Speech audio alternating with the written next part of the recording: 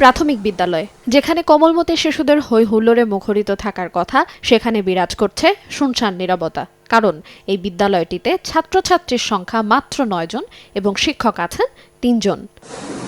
পিরোজপুর জেলার কাউখালীর ৬ নং জব্দকাঠি সরকারি প্রাথমিক বিদ্যালয়টি ১৯৪২ সালে স্থাপিত হয়। প্রাথমিক শিক্ষা অধিদপ্তরের বাস্তবায়নে বিদ্যালয়টি শেষ পুনর্নির্মাণ করা হয় ২০১৮-১৯ সালে।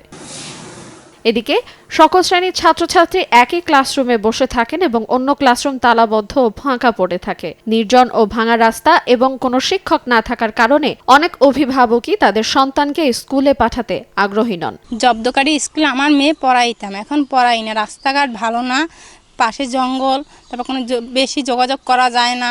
জায়গা কোনো স্পোর্টস হয় না, কোনো অনুষ্ঠান হয় না। এতে তো আর বাচ্চারা খালি লেখাপড়া করলেই তবে না, পাশাপাশি তো সব কিছু দরকার আছে। আমি ক্লাস 5-এ পড়ি। ক্লাস 5-এ 3 জন ছাত্রছাত্রী, অন্য ক্লাসে 3-তে 2 জন আর শিশু আনা 1 জন।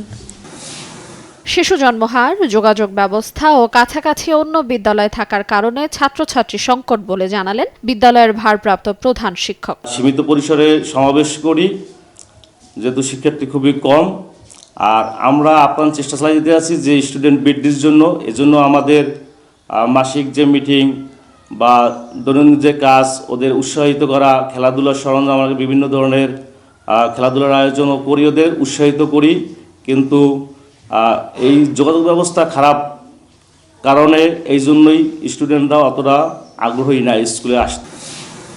কাউখালী উপজেলায় ৬৭টি প্রাথমিক বিদ্যালয় থাকলেও শুধুমাত্র ৬ নং জব্দখালীর প্রাথমিক বিদ্যালয়টি ২০ জনেরও কম শিক্ষার্থীর তালিকায় আছে। সংশ্লিষ্ট কর্তৃপক্ষের কাছে লিখিতভাবে জানানো হয়েছে যেন এই বিদ্যালয়টি অন্য বিদ্যালয়ের সঙ্গে সমন্বয় করা হয়। ৬ নং জব্দখালী সরকারি প্রাথমিক বিদ্যালয়টি পার্শ্ববর্তী বিদ্যালয় ১২ নম্বর রোন্দাহাটি সরকারি প্রাথমিক বিদ্যালয়ের সাথে সমন্বয়ের জন্য আমরা যথাযথ তথ্যপত্রের মাধ্যমে চিঠি প্রেরণ করেছি।